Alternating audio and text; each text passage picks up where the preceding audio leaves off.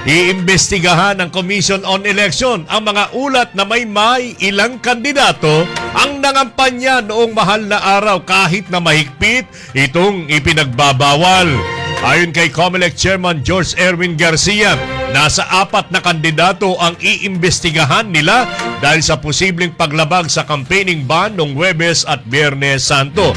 Noong Huwebes at Biyernes, meron tayong mga na-monitor, pahayag ni Garcia.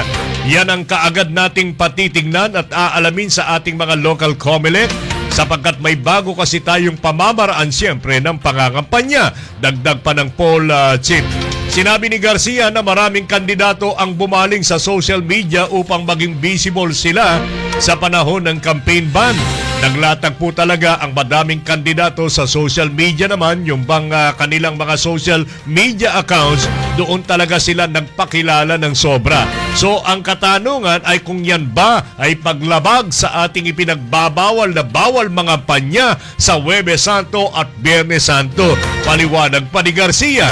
Una nang sinabi ni Garcia na kabilang sa ipinagbabawal na gawin ay pagbibigay ng mga pagkain at inumin sa mga pabasa.